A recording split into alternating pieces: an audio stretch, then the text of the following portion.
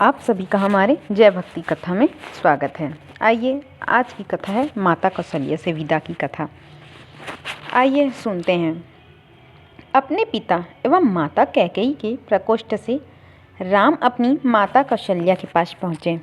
अनुज लक्ष्मण वहाँ पर पहले से ही उपस्थित थे। राम ने माता का चरण स्पर्श किया और कहा, हे माता। माता कैकेयी के द्वारा 2 वर मांगने पर पिताजी ने भाई भरत को अयोध्या का राज्य और मुझे 14 वर्ष का वनवास दिया है। अतः मैं वन के लिए प्रस्थान कर रहा हूँ। विदा होने के पूर्व आप मुझे आशीर्वाद दीजिए। राम द्वारा कहे गए इन हृदय विदारक वचनों को सुनकर कौशल्या मूर्छित हो गई। राम ने उनका यथोचित उपचार किया और मूर्छा भंग होने पर वे विलाप करने लगे। उनका विलाप सुनकर लक्ष्मण बोले, माता, भैया राम तो सद्गुरुजनों का सम्मान तथा उनकी आज्ञा का पालन करते हैं।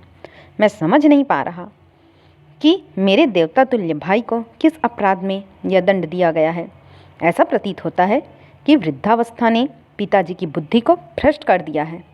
उचित यही है कि बड़े भैया उनकी इस अनुचित आज्ञा का पालन न करें और निष्कंटक राज्य करें। भैया राम के विरुद्ध सिर उठाने वालों को मैं तत्काल कुचल दूंगा। राम का अपराध क्या है? उनकी नम्रता और सहनशीलता। मैं प्रतिज्ञा करता हूँ कि यदि राम के राजा बनने में भरत या उनके पक्षपाती कंटक बनेंगे तो मैं उन्हें उसी क्षण यमलोक भेज दूंगा। मैं भी उसी प्रकार आपके दुखों को दूर कर दूंगा, जिस प्रकार से सूर्य अंधकार को मिटा देता है। लक्ष्मण के शब्दों से माता कौशल्या को ढांढस मिला और उन्होंने कहा, पुत्र राम, तुम्हारे छोटे भाई लक्ष्मण का कथन सत्य है। तुम मुझे इस प्रकार बिलखता छोड़कर वन के लिए प्रस्थान नहीं कर सकते। यदि पिता की आज्ञा का पालन करना तुम्हारा धर्म है तो माता की आज्ञा का पालन करना भी तुम्हारा धर्म ही है। मैं तुम्हें आज्ञा देती हूँ कि अयोध्या में रहकर मेरी सेवा करो। इस पर माता को धैर्य बंधाते हुए राम बोले, माता, आप इतनी दुर्बल कैसे हो गईं? ये आज आप कैसे वचन कह रही हैं?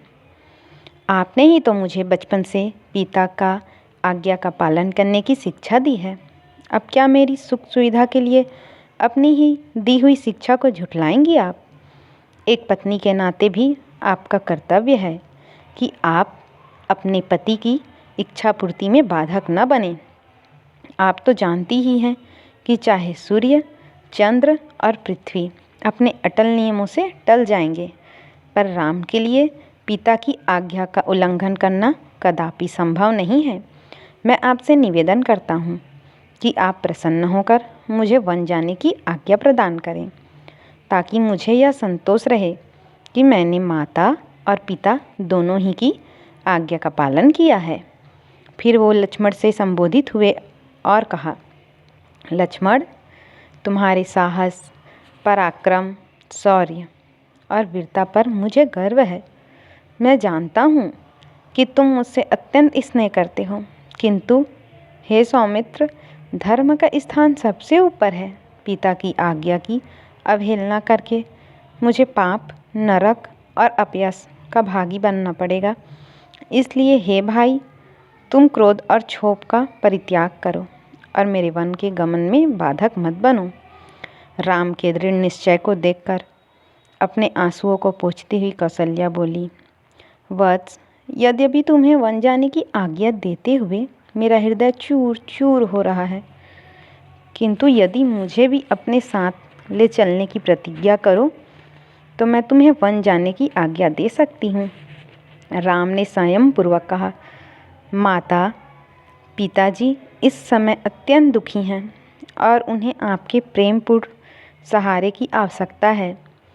ऐसे समय में यदि आप भी उन्हें छोड़कर चली जाएंगी तो उनकी मृत्यु में किसी प्रकार का संदेह नहीं रह जाएगा।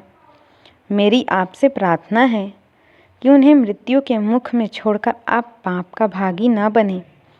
उनके जीवित रहते तक उनकी सेवा करना आपका पावन कर्तव्य है। आप मोह को त्याग दें और मुझे वन जाने की आज्ञा दें। मुझे प्रसन्नतापूर्वक विदा करें।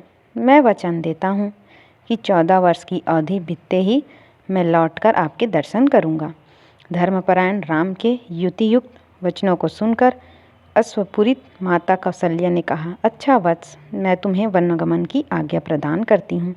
परमात्मा तुम्हारे वनगमन को मंगलमय करे। फिर माता ने तत्काल ब्राह्मणों से हवन कराया और राम को हृदय से आशीर्वाद देते हुए विदा किया। अगर आपको हमारी कथा अच्छी लगी होगी तो चैनल को लाइक, सब्सक्राइब, शेयर और कमेंट जरूर करें। फिर मिलते हैं अगली कथा में।